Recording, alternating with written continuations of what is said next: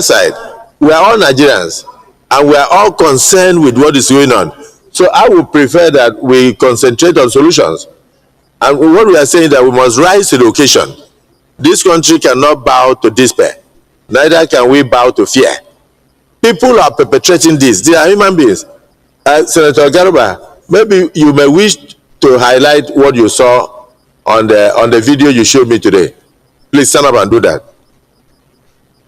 Thank you very much, the Senate President, distinguished colleagues. My name is Senator Garba Musa Maidoki. First of all, colleagues, I am very happy and sad at the same time. Happy in the sense that the 24 girls from MAGA in my own constituency that were abducted have been released and they are all safe and healthy. They have not been molested. But distinguished Senate President and colleague, we must search our minds. As we keep saying, sir, we know who these bandits are. We know where they are. We know what they want.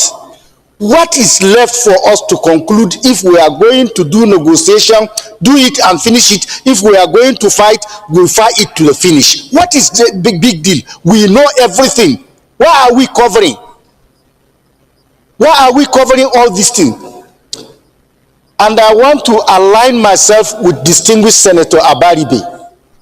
Sir, the issue that must take precedence is who withdrew the soldiers from MAGA primary school, on whose instruction.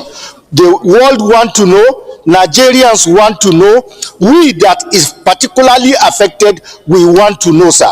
Because if we don't get to the bottom of this incident will be repeating itself.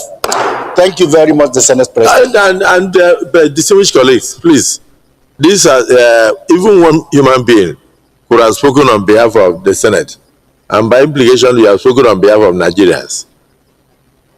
We are even as I speak now, we are still facing the attacks. This is orchestrated, this is organized, and this is meant to damage the image of democracy. And all these things started with just a tweet from President Trump. People are trying to justify or call on the American president to come here and attack people. And they started any issue about war, all sides will suffer. So when somebody is talking about, then you know very well that there is nothing like targeted Muslims or targeted Christians. The bullets that has been sprayed will not distinguish who is a Muslim and who is a Christian. I want you to understand that. If we have miscreants who are going after Christians, then we go after them.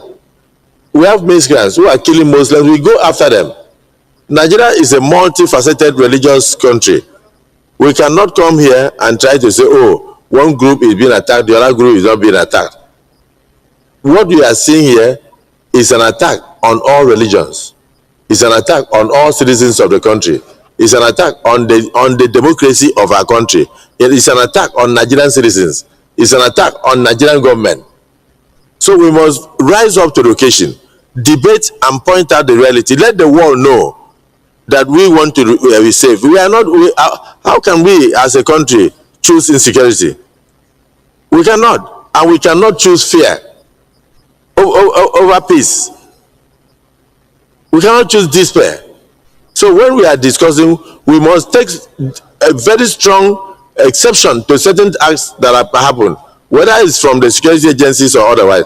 But when somebody says, commend the president for even the initiative of ensuring the release of over 58 children, one child that is released is a big relief to the whole country and to that family.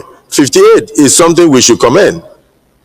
And then at the same time, you are in court with security chiefs up to 4 hours to see how it can bring this situation to an end. And this Nigeria is very vast, and these people are moving around going after soft targets. So let us, and like Senator Garba said, he said in their communities in Kebbi State that they know the bandits, they know where they stay, and they know what they want, and they are mingling with people, and that even some of the local government authorities are negotiating with them and paying them money. So these are things we must bring out and then forward to the executive. Let the executive also join us to find solution. Even the security agencies must also know that even the locals know these people and they can work with the locals to fish these people out. It's a very serious issue. It's not something that we trivialize and try to say this side or that side. That's the only problem. There's no side. There's only one side on this issue of security. Only one side. Only one side. Speak. You went on to reinforce the sentiments expressed by any attempt by anyone to distract us from what is obviously a national issue is a disservice to our collective desire to start fighting. Mr. President, I am not ashamed to affirm that President Bola Ahmed Tinubu is doing his best. Correct. He's doing his best. That we have not yet there doesn't mean that he has done anything knowingly, whether by negligence or lack of interest. Under your leadership, Mr. President, you have encouraged us to approve not once, not twice, special supplementary budget to support our armed forces arising from the request of President Bola Ahmed Tinubu. Those requests were not meant for the armed forces to buy ice cream. It wasn't meant for them to do tombola in military nightclubs. They are meant to strengthen the armed forces, to re-equip them, to give them access to acquire modern technology, and to train, and even now directive to recruit more men and women into the armed forces. Therefore, there can be no question that President Tinubu is doing his best. In moments like this, the devil can come in and make us so confused that we might turn against ourselves and then by default allow the enemy to behave as if he's happy at an upper hand. However, what I think we should do, which under your leadership, even in your statement, you have already encouraged us to come up with such suggestion, is in the light of what we now know, what can we begin to do differently and contribute those ideas to support the executive initiative? One there, for example, is, and you amplified it, even in greater details than any one of us in this house, when you revisited the statement by the governor of Kebbi State. Nigerians are entitled to know, and it is no longer national secret, the commander of that area who ordered that those men be withdrawn. It is to be a national secret to be kept within military cycle. Nigeria should know, President. Is it the view of the Senate? Yes. That those against say nay? The ayes have it. That is taken. The penalty on terrorism. This parliament is on record as having done that. Mr. President, I am troubled when, after all the efforts that security agencies and the prosecuting authorities have to invest to secure conviction, because unfortunately the state cannot behave like a mob. So you have to prosecute, follow due process. I am troubled by the conflicting judgment by various high court judges. Sentiment of a judge, the will of the people as conveyed in a law, that the president can decide if there are reasons for him to do so, whether to commute or to reduce. How can an offense that carry death penalty, a judge reduce it to 20 years in prison? That is not acceptable. But he has violated the laws passed by the parliament. Number three, sir, and this will be the last. Has that happened in Nigeria already? It has.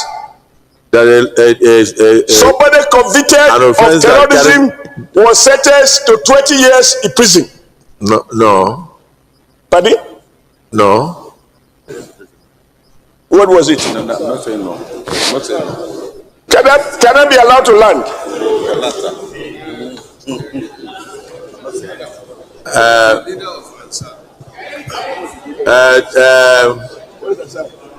Distinguished Senator,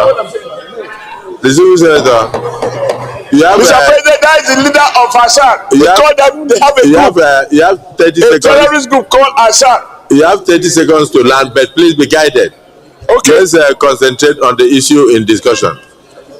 I will be guided because we have to look at a holistic solution.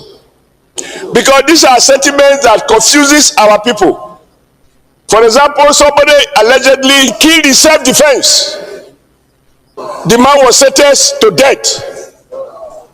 But there is no evidence that those who are, these are some of the issues we have to deal with so that nobody is given any excuse to misunderstand what is clearly a national challenge.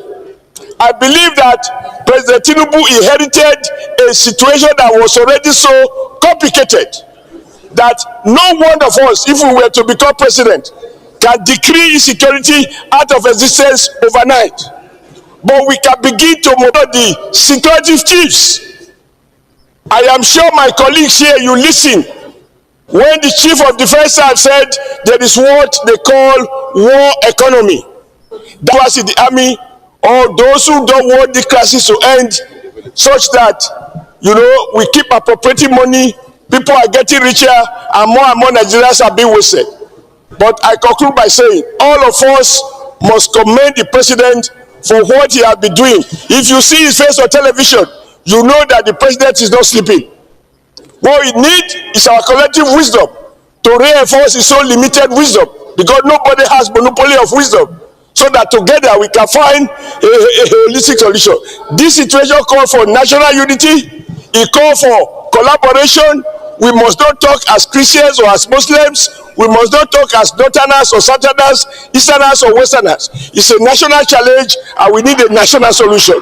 Thank you, Mr. President. Thank you. And please, note that the prayers are multifaceted. What is happening internationally also affects us here. This renewed strength of the insurgents is as a result of the statement by the President of America that he will come in and strike to remove them. So what they are doing is also very political. They want to see how they can, and then remove the government for them. Because as far as they are concerned, what they want is government. They are not interested in the lives of the people. So as we are speaking here, we should realize that removal of government affects, in quote, both sides. I don't like to use the word both sides. So people should not think that there is any side to insecurity. There is only one side. And that side is the protection of Nigerians. And the second aspect is that we must rise up collectively behind the leadership of the country. The president must be encouraged to minimize and stamp out insecurity and make Nigerians to sleep well. You can see in a day, you can have up to 4 or 5 of these things. I just mentioned that even yesterday night. So it's not something that the same community that those children were returned, they've gone there to go and kidnap 11 people, including a pregnant woman. So we must realize that we are under attack. We are under attack. And so we can't feel safe here. To remove withdrawal of policemen, yes, for certain VIPs, they could be replaced with their civil defense. They are still armed, but not police. Police must go back to their constitutional duties immediately, while we encourage them to train more. So, distinguished Senator Yaya, I don't know whether you have anything to add, so that we can round up and go into. Thank you, Mr. President. All I had wanted to say, one, Mr. President, was to congratulate you for having the wisdom and the presence of mind to allow this Senate to discuss these issues of national security at length. From the time when you bent over of security in this nation. Mr. President, I would also like to express our gratitude to the President and Commander-in-Chief of this nation